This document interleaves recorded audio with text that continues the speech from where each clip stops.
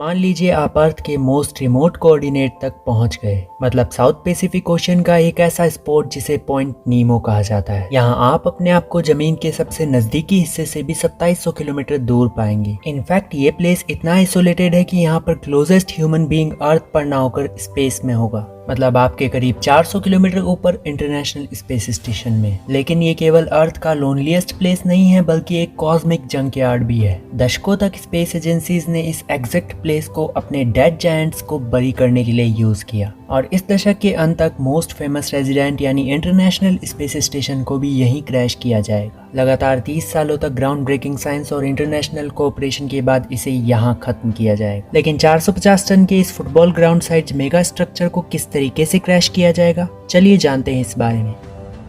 लगातार 2 दशकों तक एक भी ऐसा सिंगल मूवमेंट नहीं था जहां अर्थ के सारे ह्यूमंस अर्थ पर हों। कुछ ह्यूमंस हमेशा इस इंटरनेशनल स्पेस स्टेशन में रहते थे, पर अब साइंटिस्ट्स इसे इंटेंशनली डिस्ट्रॉय करने जा रहे हैं। लेकिन आखिर इसे क्यों डिस्ट्रॉय किया जा रहा है, इसे जानने के लिए आपका ये जानना जरूरी है कि स्पेस रहने के लिए एक ब्रूटल प्लेस है। इसे साल 1998 में लॉन्च किया गया था और तब से ये नॉन स्टॉप वर्क कर रहा है। हर एक दिन ये अर्थ के अराउंड करीब 16 चक्कर लगाता है, मतलब हर 90 मिनट में इसे स्क्रॉचिंग हॉट सनलाइट और फ्रीजिंग कोल्ड डार्कनेस से गुजरना पड़ता है। इसी कांस्टेंट स्विच के कारण मेटल बार बार एक्सपेंड और श्रिंक होता है, और इससे स्पेस की डेंजरस रेडिएशन के साथ साथ बुलेट से भी तेज कॉस्मिक जंक भी टकराते हैं। इससे एस्ट्रोनॉट्स का मैक्सिमम टाइम लीक्स को फिक्स करने में ही चला जाता है। इसलिए स्पेस एजेंसीज ने सेफ्टी को ध्यान में रखते हुए साल 2030 में इसका लास्ट साल बताया है। पर हम इसे स्पेस में ऐसे ही नहीं छोड़ सकते। अगर हमने ऐसा किया तो अर्थ की ग्रेविटी इसे धीरे धीरे अर्थ के एटमॉस्फेयर में ले आएगी, और ऐसा होने से ये किसी भी मेजर सिटी पर क्रैश कर सकता है। अगर हमें ऐसे किसी कैटास्ट्रॉफी इवेंट से बचना है तो हमें क्रैश को कंट्रोल करना होगा। अब सवाल उठता है कि हम किस तरीके से इस मेगा स्ट्रक्चर को अर्थ की ग्रेविटी से बाहर निकालेंगे।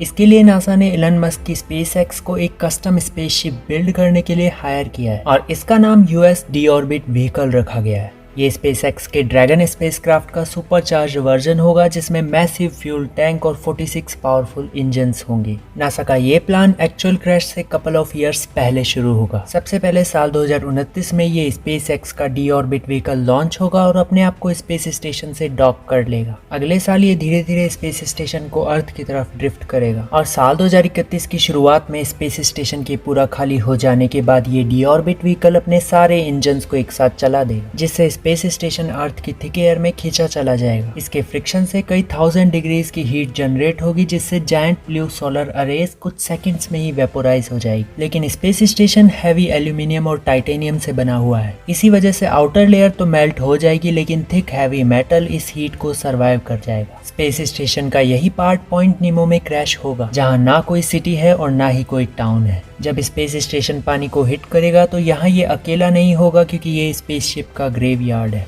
आईएसएस की एंडिंग सैड फील होती है, पर ये एक्साइटिंग न्यू चैप्टर की शुरुआत है, क्योंकि कई प्राइवेट कंपनीज अब स्पेस में कमर्शियल लैब्स और होटल्स तैयार कर रही है। वेल, आपको क्या लगता है कि क्या अब नासा को एक नया स्पेस स्टेशन बनाना चाहिए या फिर कमर्शियल लैब्स और होटल्स बनाने चाहिए? आप अपनी राय हमें कमेंट्स में बताएं। सो आज की इस एपिसोड में बस इतना ही। अगर आपको वीडियो थोड़ा सा भी पसंद आए तो इस वीडियो को लाइक करना और सब्सक्राइब करना हमारे यूट्यूब चैनल अंतरिक्ष ज्ञान को। हम मिलते हैं जल्द ही किसी नए वीडियो में, तब तक के लिए आप हमारी इन वीडियोस को चेकआउट करें।